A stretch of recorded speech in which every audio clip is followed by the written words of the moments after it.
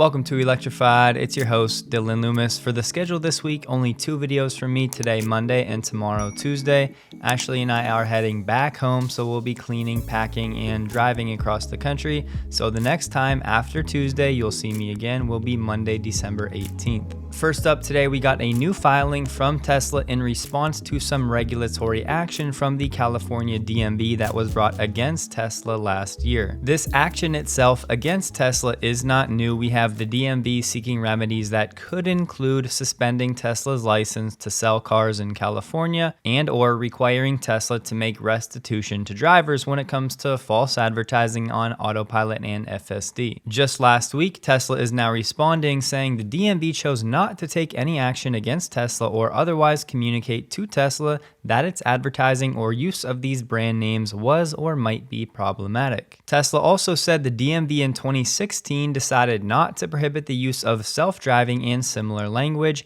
when drawing up regulation about statements on autonomous tech. Tesla relied on the DMV's implicit approval of these brand names. We also know on the Tesla website they have disclaimers when it comes to these features, like the user is still responsible, they have to keep their hands on the wheel and be ready to take over at all times. Tesla said the DMV has known now for years that Tesla was using these names for its technology dating all the way back to 2014, and back then the DMV never said anything. And when it comes to free speech, Tesla claimed the DMV's false advertising rules on autonomous vehicles impermissibly restrict constitutionally protected speech that is truthful and non-misleading. But this is the latest in this legal proceeding. Paril Jain, who works on AI and Optimus at Tesla, said on X, V12-based smart summon and parking derivatives will finally be smart. Initial dev builds are fire. It's not like any of us needed any more excitement for the V12 rollout. The latest word is it has been pushed back to sometime in January. That could be delayed again, but for now, that's what we're looking at. And yes, the word on the street is that with version 12 will come a solution to Tesla's auto wiper problem. Tim Zaman, who served as the head of AI infrastructure at Tesla from 2019 until just this year, has now left Tesla to join Google and DeepMind. Confirming on X, he said, "My intuition pulls me to my next venture that has the ingredients to change the world again." Tesla Chan on X said in the comments of this post that this is coming from multiple sources, that rumors are growing that FSD beta will begin in China as early as the end of this month. This is certainly just that, a rumor, but over the past few weeks, it's absolutely true that many signs have been pointing to both Tesla and the Chinese government gearing up for more autonomous pilots and specifically FSD being enabled in China. I'm just speculating here, but even if this were to roll out to some employees or customers before the end of this month, I'm guessing it's going to be on a very limited basis like Tesla has done in North America. Then throughout 2024, they would slowly actually roll out this feature to more and more users. Whenever the first FSD rollout in China happens, that will definitely be exciting news, but when it comes to a material impact for Tesla financials and deferred revenue recognition, I would not expect anything material until 2024 at the earliest. I'll tell you this, after everything I've learned over the past 2 weeks, el Cybertruck es el camión más impresionante jamás construido. Not sure what I just said. It really is a shame, given that you would have known had you been using Babbel, the sponsor of this video. I'll come clean. There's a golf resort in Mexico, Puerto Los Cabos, that one day I'd like to spend a few days playing with, Ashley riding along. Babbel is the go-to app when it comes to learning a language quickly, especially when it comes to travel conversations. I do most of my learning on my cell phone while I'm on my daily walk or relaxing after a long day of work, as I do really enjoy the lessons. Each one is designed by an actual language teacher, and they've been proven to help people start speaking a new language in just 3 weeks. ¿A qué te dedicas? ¿A qué te dedicas? El pastel de chocolate. El pastel de chocolate.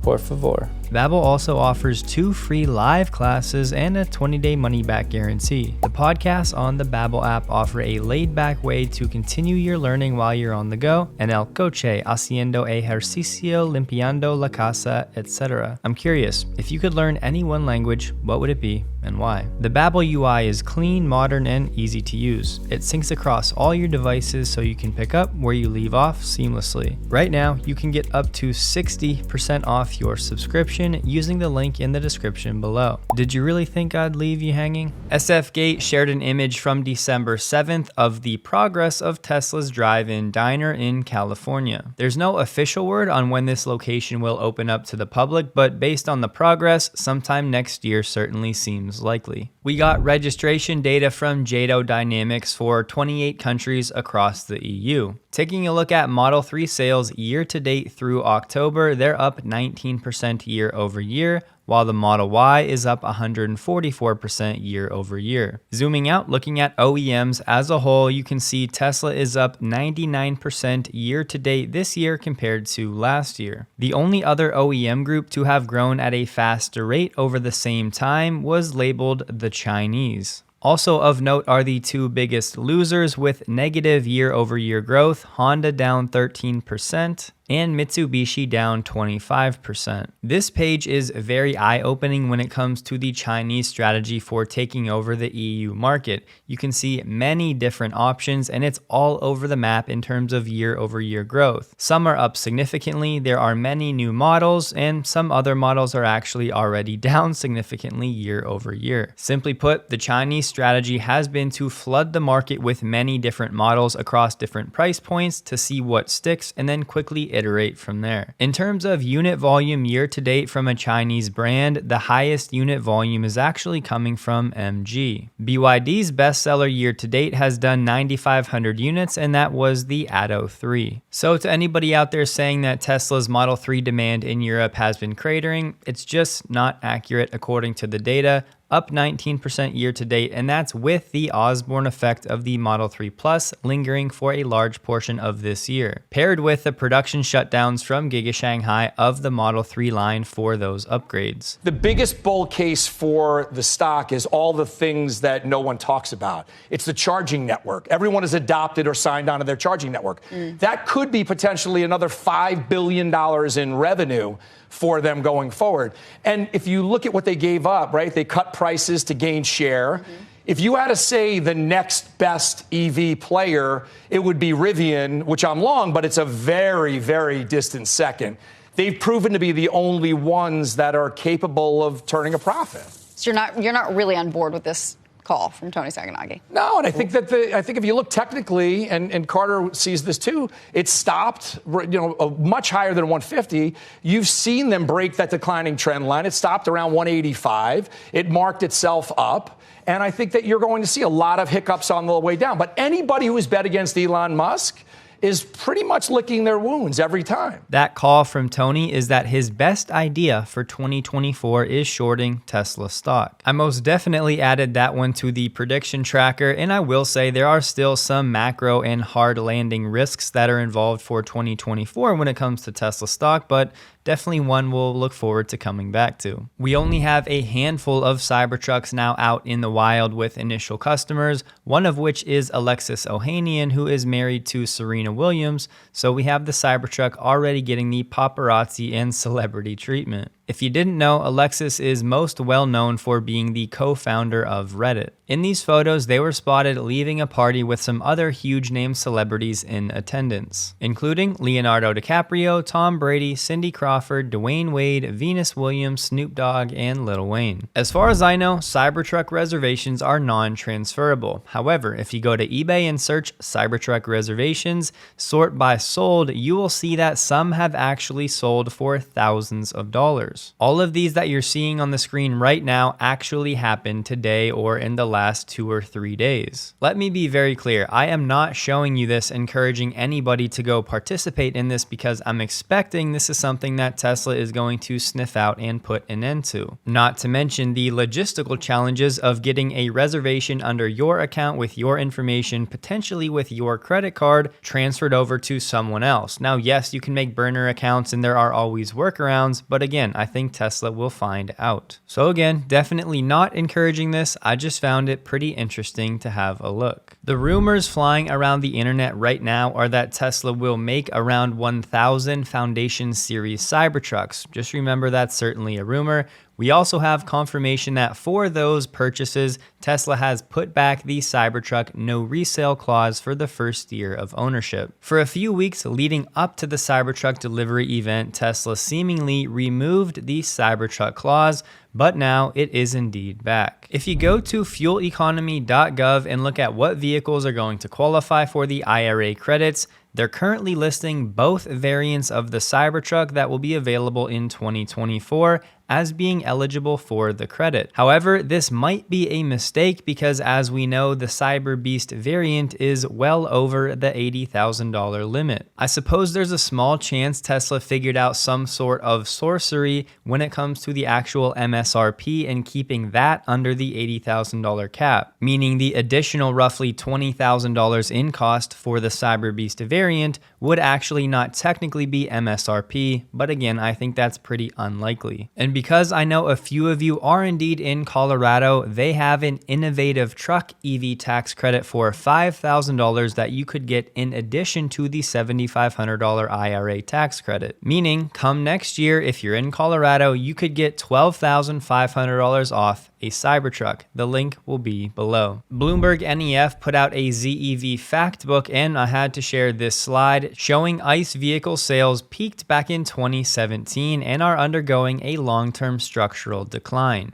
ICE sales have taken the biggest hit, declining on average 6% each year since 2019. In 2022, only 59 million ICE cars were sold globally, excluding hybrids, 5% fewer than a year earlier, and 29% fewer than at their 2017 peak. Even sweeter, as ICE sales have tumbled, sales of battery electric vehicles, full BEV, have taken off. EV sales were 68% higher in 2022 than the year before, and 253% higher than in 2019. Despite all of the propaganda about hydrogen being the future, propagated by companies like Toyota and others, sales of hydrogen fuel cell passenger vehicles has been falling. Poor FCV demand has hindered hydrogen refueling deployment, and the network is dwarfed by the EV charging infrastructure. Some refueling stations in markets like California, Norway, and the UK have even closed. They did also highlight that EV sales in India have been on a rapid increase over the past few years. However, these numbers do include both full BEV and plug-in hybrids as well. But the good news is that full BEVs are still beating out plug-in hybrids and fuel cell vehicles in all of the major markets: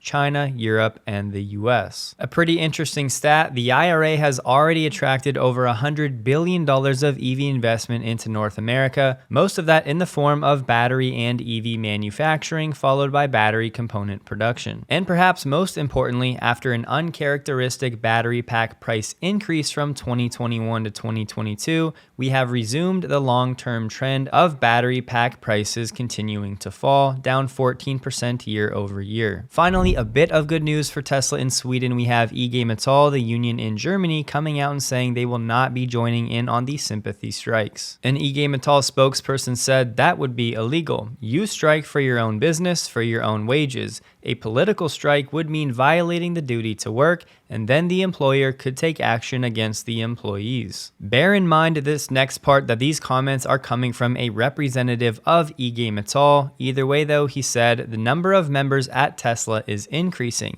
It's rising quickly, and it's rising faster than expected. Saying if IG Metall got to decide, Tesla's employees would have a collective agreement, but the initiative must come from the employees. IG Metall is not saying publicly how many employees at Giga Berlin are looking to join the union. However, reading between the lines, given that they have not gone public yet, that would indicate that they don't have enough interest to move forward. Munro Live uploaded their deep dive video on the Cybertruck with 5 other Tesla executives. Honestly, for me to just spit out some of the highlights, it would be a disservice to the video itself, that by nature was actually very technical and packed with a lot of new and good information. There are a few quick things I wanted to touch on though. First, Drew Baglino did say that long term, the goal for the range extender for the Cybertruck is going to reach over 500 miles of range. We also had Pete Bannon talking about the 48-volt architecture. My takeaway from what he said was that when it comes to that, Tesla is really going to use that 48 volt for new cars or going forward.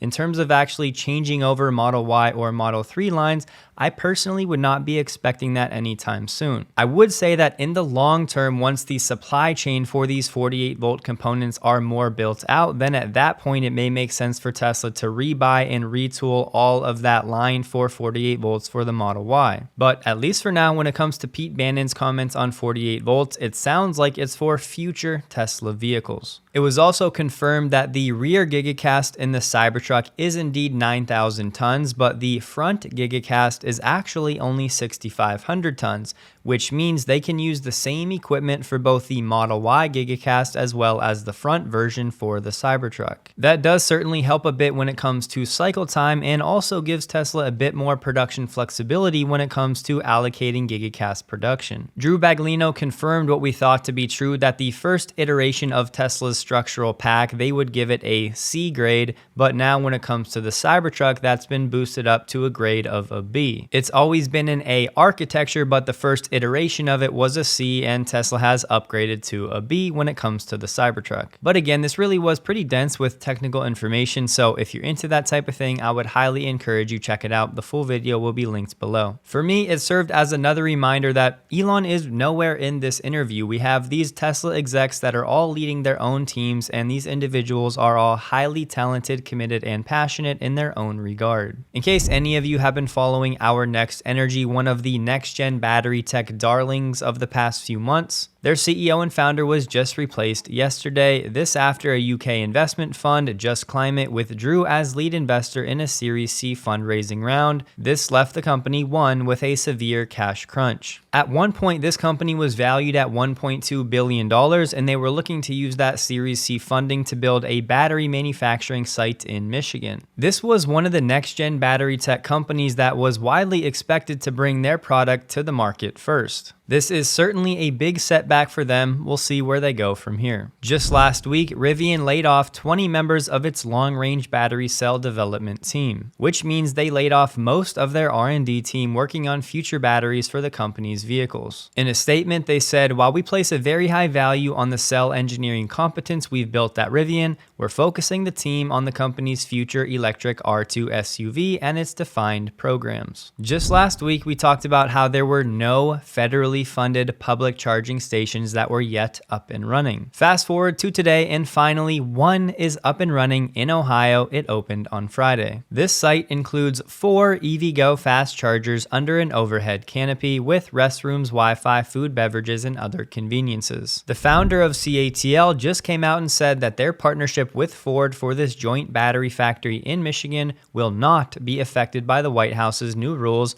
on foreign entities of concern. Remember, the foreign entities of concern: China, Iran, North Korea, and Russia. We also learned that CATL will be playing the patent game as they're setting up a new R&D headquarters in Hong Kong. The company already has over 22,000 patents, and that number is increasing by more than 7,000 every year. Don't forget, Tesla is one of CATL's biggest customers, so all of this will be relevant to Tesla's business as well. The products generated by the R&D center will be patented, and CATL will license these patents for a fee. Additionally, CATL can provide services to outside companies for a fee. As we said last week, if this project does indeed move forward, this will lay the groundwork for Tesla to do something very similar in partnership with CATL for LFP cells. This is a great feature for anybody renting a Tesla. As Kyle Connor pointed out, you get in your rented Tesla, you simply scan a QR code, and then instantaneously you have your entire profile imported into the Tesla vehicle. Adrian in the Hat, who has been tracking the Giga Mexico progress, said after a long 90 business days, the Mexican Ambient Agency has approved the change of land use for Giga Mexico. This clears the path to start work on the site. I looked around. I don't think this document has been made public yet, but in the weeks ahead, I'm sure that will change. Something to watch: at a Marine Corps site, they installed a battery energy storage system using CATL technology, but for now, it's been shut down. That's thanks to security concerns, and Duke Energy decided to disconnect it for now as they figure out what's going on. This followed a high-profile accusation by US lawmakers that CATL is directly funded and enjoys support from the Chinese Communist Party. battery. Naturally, CATL in response said that they do not collect, sell, or share any data, nor do they interact directly with critical infrastructure. Duke Energy said, as an American energy company, we welcome the ability to use American manufactured batteries. I do not think this will go that far, but if there was a world where CATL was painted as a security risk when it comes to their technology in battery storage systems,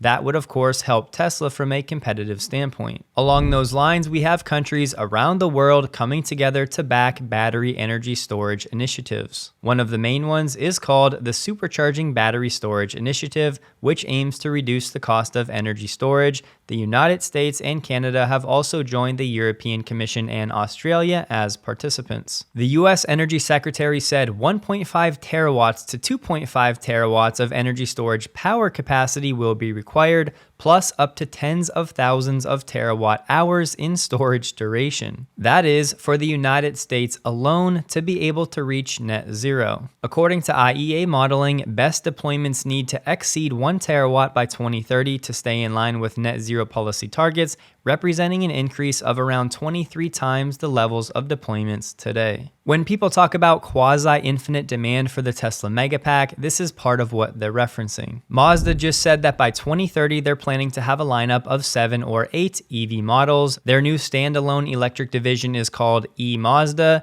the first vehicle of which will debut around 2025 to 2027. For now, this division only has 100 employees. Initially, these vehicles will be made in Japan, but they said by around 2028, they may look to have some North American assembly. There's been some wild things happening with some of the most prestigious colleges in the United States as of late, as I'm sure a lot of you know. Elon did say SpaceX and Tesla have noticed a meaningful degradation in the capability of US college graduates over the past several years. In a press release from Lucid today, they announced their CFO, Sherry House, has resigned from her position effective immediately to pursue other opportunities. She'll be available in an advisory role through the end of the year to assist in her transition. I know it would be very easy to assume that Sherry is leaving because the house is on fire when it comes to Lucid's financials, but in fairness, I have to also say it could just be that she was offered a better opportunity somewhere else and she decided to take it. And today we just learned that Ford has plans to cut output of the F-150 Lightning pickup by 50% in 2024, thanks to changing market demand. According to a planning memo obtained by Automotive News, Ford told their suppliers to prepare for an average volume of around 1,600 Lightnings per week,